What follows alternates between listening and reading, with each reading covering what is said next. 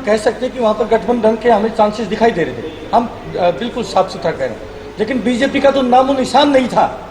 लेकिन रिजल्ट आता है तो हम भी चौंके कि हो क्या रहा है। तो कहीं न कहीं ये बीजेपी टोटली जो है ईवीएम के अंदर गड़बड़ी है और 100% है। जब तक ईवीएम को हम बंद नहीं करवा देंगे, हम पूरे देश के अंदर बता देते हैं जितने गद्दार बैठे हैं सरकार में, इनकी ईंट से ईंट बजा देंगे, फौजी हैं। हम जब तक नहीं बोलते तब तक नहीं बोलते। जब एक सैनिक जब मैदान में कूदता है तो फिर इनको पता चल जाएगा क्या हो रहा है। क्योंकि टोटली देश का जो लोकतंत्र है वो खतरे में है। उसको बचाने के लिए आज हम मैदान में हैं और आज हम जो है भानु प्रताप जी के साथ में अपना समर्थन बिल्कुल दे रहे हैं। जब तक ये आंदोलन बुलंदियों तक नहीं पहुंचा देंगे, हम बैठने वाले नहीं हैं। दिन रात एक करने वाले हमारी पूरी टीम है। अब तो हम यही आए, पूरा देश में हमारे भी संगठन है, पूरा देश इस आंदोलन के ऊपर है। नमस्कार, वीपीएल न्यूज़ में आप सभी दोस्तों का एक बार फिर से बहुत बहुत स्वागत है। दोस्तों, आज हो गया है 13 जुलाई की जो फटाफट बड़ी खबरें निकल के आ रही है, एक एक करके हम जान लेते हैं। लेकिन उससे पहले एक छोटा सा निवेदन, अगर आपने हमारे चैनल को अभी तक सब्सक्राइब नहीं किया तो प्लीज़ सब्सक्राइब पे लाल बटन दबाकर चैनल को सब्सक्राइब करें। दोस्तों, आपने इस वीडियो को तो देखा है, यह रिटायर फौजियों ने ईवीएम के खिलाफ जबरदस्त विरोध प्रदर्शन शुरू कर दिया है और उन्होंने पूरी तरीके से सरकार और ईवीएम के खिलाफ उन्होंने गुस्सा जाहिर किया है और इसके लिए लगातार जंतर मंतर पे प्रदर्शन करने की भी बात कर रहे हैं। हम आपको बता दें, एक नई पार्टी राष्ट्रीय फौजी पार्टी का निर्माण हुआ है। राष्ट्रीय फौजी पार्टी बनने के बाद उसमें पूर्व जो रिटायर फौजी होते हैं वो उसको ज्वाइन कर रहे हैं और उसमें पूरी तरीके से ईवीएम को लेकर उनका पहला विरोध है। उनका साफ साफ कहना है कि अगर ईवीएम इसी तरीके से हर चुनाव में चलते रहें तो चुनाव केवल एक फॉर्मेलिटी के लिए बन जाएगा और बार बार भारतीय जनता पार्टी ईवीएम के सहारे जीतती रहेगी, जो कि लोकतंत्र के लिए खतरा है।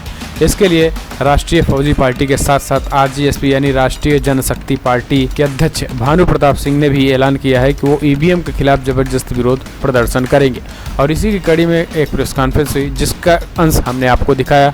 ईवीएम को लेकर काफ़ी गुस्सा पूर्व फौजियों के साथ साथ कई छोटी छोटी पार्टियों को लेकर है, लेकिन जैसे ही बड़ी पार्टियां अगर विरोध करती हैं तो ये भी उनके समर्थन में आने वाले हैं। लेकिन ईवीएम के खिलाफ अभी भी गुस्सा शांत नहीं हुआ है। फिलहाल अगली जो बड़ी खबर निकल के आ रही है दोस्तों, राष्ट्रीय जनता दल के अध्यक्ष लालू यादव को बेल मिल गई है। रांची हाईकोर्ट ने लालू को देवघर कोषागार मामले में सजा की आधी अवधि गुजर जाने की आधार बनाकर लालू की तरफ से जमानत याचिका दायर की गई है। इस मामले पर सुनवाई करते हुए राजद अध्यक्ष को 50-50 हज़ार के मुचलके पर जमानत दे दी गई है।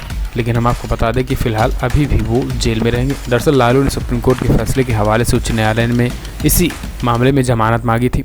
फिलहाल 2 मामले में सजा होने की वजह से लालू को अभी जेल में ही रहना होगा। हालांकि लालू की याचिका पर सुनवाई करते हुए रांची हाईकोर्ट ने लालू यादव को 50-50 हज़ार के मुचलके पर जमानत दी है। इसके साथ ही कोर्ट ने लालू को पासपोर्ट जमा कराने के भी आदेश दिए हैं। आपको बता दें कि देवघर कोषागार से जुड़े मामले में लालू प्रसाद को 3.5 साल की सजा मिली है। इस मामले में वो आधी सजा काट चुके हैं। इस बात को आधार बनाकर जमानत की याचिका दाखिल की गई थी। फिलहाल अगली जो बड़ी खबर निकल के आ रही गोवा से निकल के आ रही, जहां पर एक बार फिर से भारतीय जनता पार्टी के बड़े नेता स्वर्गीय मनोहर पर्रिकर के बेटे का बड़ा बयान आया है। उन्होंने कांग्रेस के विधायकों को बीजेपी में शामिल करने पर उन्होंने कहा है कि भाजपा से अब धीरे धीरे सभी लोगों का विश्वास खत्म हो रहा है। जी हाँ, 17 मार्च को ही भाजपा में प्रतिबद्धता और विश्वास जैसे शब्दों के बयान खत्म हो गए थे। ऐसा कहना है दिवंगत मुख्यमंत्री मनोहर लाल पर्रिकर के बेटे उत्पल पर्रिकर का, जिन्होंने कांग्रेस के 10 विधायकों के भाजपा में शामिल होने पर ऐसी प्रतिक्रिया दी। इसके साथ ही उन्होंने ये भी कहा है कि ऐसा करना बीजेपी के लिए कितना सही है ये तो वक्त तय करेगा। दरअसल गोवा विधानसभा चुनाव में 16 विधायकों के साथ कांग्रेस सबसे बड़ी पार्टी के रूप में उभरी थी। हालांकि निर्दलीय विधायकों के समर्थन से 14 सीटें जीतने वाली भाजपा दिवंगत मनोहर पर्रिकर के नेतृत्व में सरकार बनाने में सफल हो गई है। अब राज्य विधानसभा में कांग्रेस विधायकों की संख्या 5 सीटों पर सिमट गई है। इस घटना पर प्रतिक्रिया देते हुए मनोहर पर्रिकर के बेटे ने कहा है कि इस साल 17 मार्च को मेरे पिता का निधन हुआ और मैं जानता था उनके जाने के बाद उस रास्ते का भी अंत हो गया। हालांकि गोवा वासियों को कल इस बारे में पता चल गया। आपको बता दें कि गोवा के मुख्यमंत्री प्रमोद सावंत कांग्रेस के 10 विधायकों के साथ बृहस्पतिवार शाम नई दिल्ली में भाजपा अध्यक्ष अमित शाह से मुलाकात करेंगे। सावंत ने बताया है कि वो भाजपा में शामिल हुए 10 विधायकों के साथ बुधवार की रात को दिल्ली पहुंचे। सावंत ने कहा है कि शाह और पार्टी के कार्यकारी अध्यक्ष जेपी नड्डा समेत वरिष्ठ भाजपा नेताओं के साथ बैठक के बाद ही राज्य में गठबंधन सहयोगियों से किसी मंत्री को हटाने पर फैसला लिया जाएगा। तो अपने आप में पूरी तरीके से गोवा के पूर्व बड़े मुख्यमंत्री रह चुके मनोहर पर्रिकर और भारतीय जनता पार्टी मोदी के काफ़ी करीबी थे, लेकिन अब जिस तरीके से भारतीय जनता पार्टी की दोगली चरित्र, दोगला रवैया सामने निकल के आ रहा है, उससे न केवल कांग्रेस के बल्कि बीजेपी में भी अंदरूनी कलह देखने को नजर आ रही है। फिलहाल अगली जो बड़ी खबर निकल के आ रही है दोस्तों, यूपी से एक बार फिर से निकल के आ रही है, जहां पर जय श्री राम न बोलने पर बजरंग दल और विश्व हिंदू परिषद के लोगों ने मुस्लिम के मदरसा के छात्रों को बेरहमी से पीट दिया है। जी हाँ, यह मामला निकल के आ रहा है उन्नाव से, जहां पर मदरसे के छात्र को पीट दिया गया है।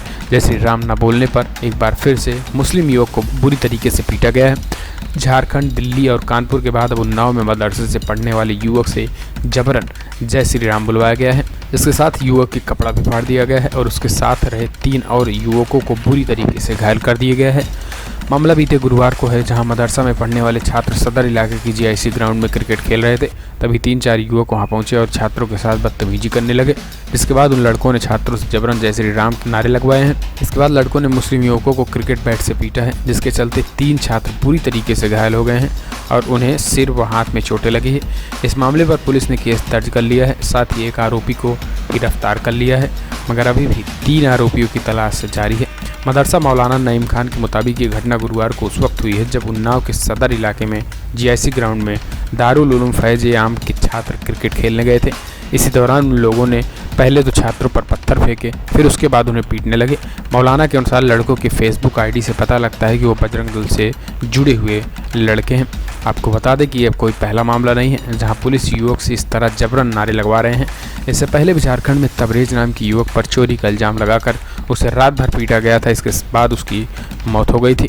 जय श्री राम का नारा पूरी तरीके से अब हर जगह मुसलमानों से लगवाने का एक फैशन सा बन गया है, लेकिन फिर भी बीजेपी सरकार जहां जहां पे है ये सारे उसी राज्य में हो रहे हैं और वहां पर कोई कार्रवाई भी नहीं हो रही है। फिलहाल अगली जो बड़ी खबर निकल के आ रही दोस्तों, कर्नाटक में नेताओं के दल बदल पर पूर्व क्रिकेटर ने कहा है कि अब तो हमने सुना है कि न्यूजीलैंड टीम भी बीजेपी के संपर्क में है। जी हाँ, तंज कसते हुए बीजेपी पर जबरदस्त कटाक्ष किया है।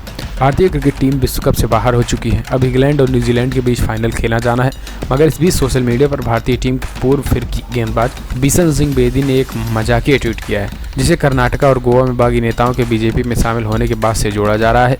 बेदी ने सोशल मीडिया पर लिखा है कि इस बीच बीजेपी न्यूजीलैंड टीम के संपर्क में है, जिन्होंने कथित तौर पर इस्तीफा देने और टीम इंडिया में शामिल होने के लिए सहमति व्यक्त कर दी है। और लॉर्ड्स में फाइनल में कौन खेलेगा ये हम सब आप समझ सकते हैं। बेदी का बयान तब आया है जब कर्नाटका से लेकर गोवा तक विपक्षी नेता लगातार बीजेपी में शामिल हो रहे हैं।